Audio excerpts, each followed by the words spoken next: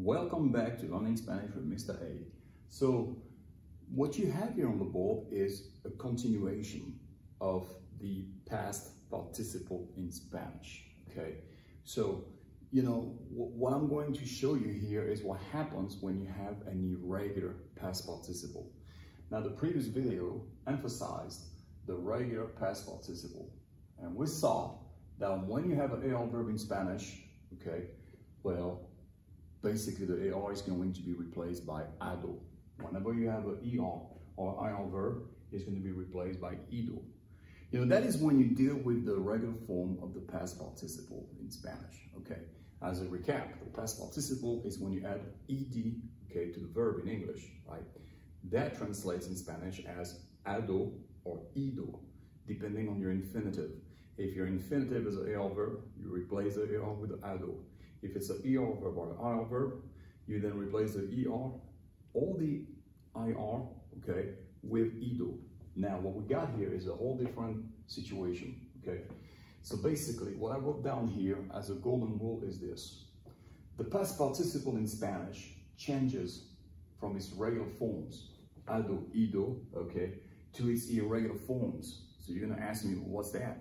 Well, it's what you got here on the board. Basically, if you take, for instance, the verb decir, to tell, to say, okay, and you want to use it as a past participle, you cannot say decido.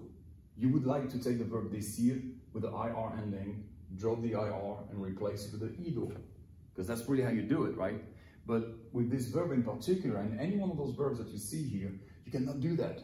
You have to memorize both the spelling of the irregular past participle, as you see them right here in red, and you have to memorize the sound as well.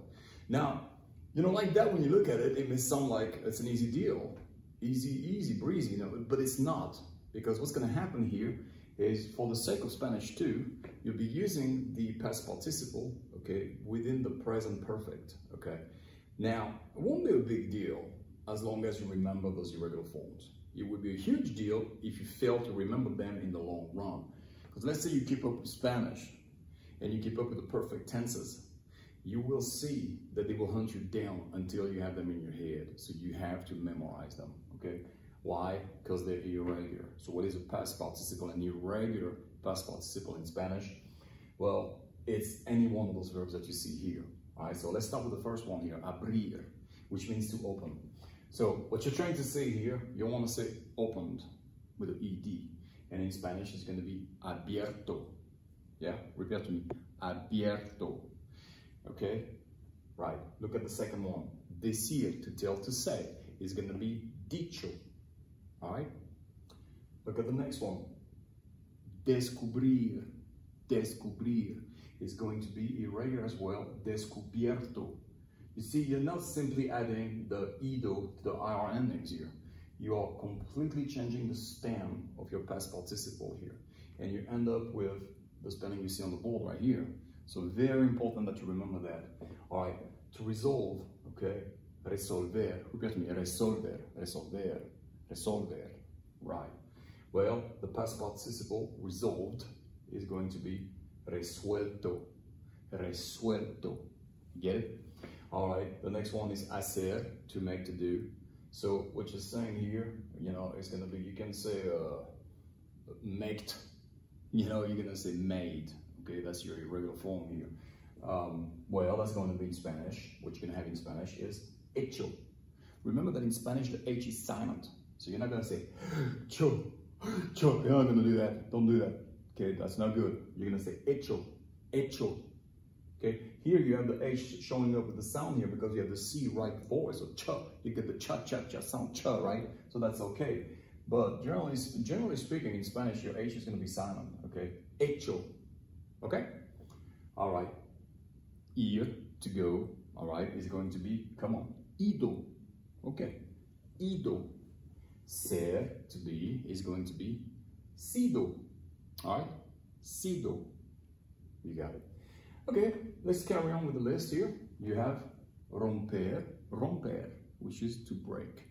Okay, so what you got here is, well, it's the irregular past participle form, which is going to be roto, roto. Okay, all right. To die is going to be morir. Morir is going to go into, is going to become muerto. Muerto. All right?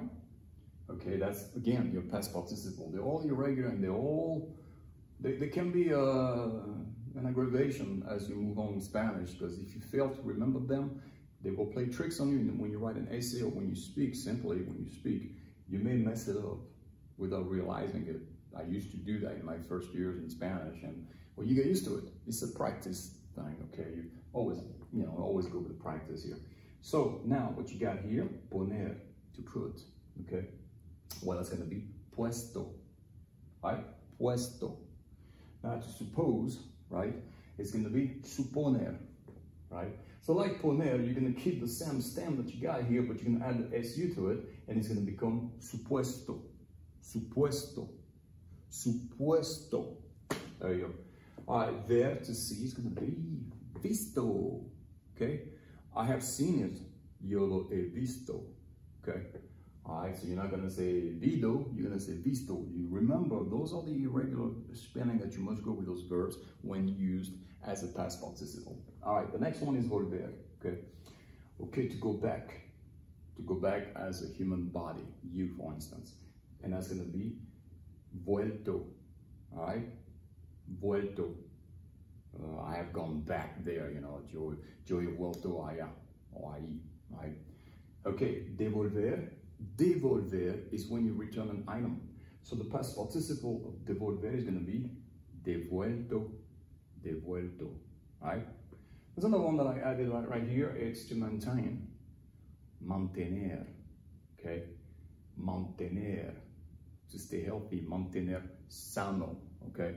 Mantener una buena nota, to keep up, like to maintain a good grade, you see? So anyway, you can use it differently, but it's the idea of to maintain something, right? Maintained is the past participle of to maintain in English, right? So what you want to do here, you want to find out what it's like in Spanish, and if you look back at the verb tener, right? Well, it's kind of the same idea, mantenido, okay? So you may want to say to me, hey, this guy there is not irregular, and you will be right. It is not irregular, but sometimes you can play tricks on your mind, okay? So don't let that fool you, okay? Mantener, mantenido. So it's one of those things that I wrote it down there because the problem that I had when I studied Spanish is that I confused them, all right?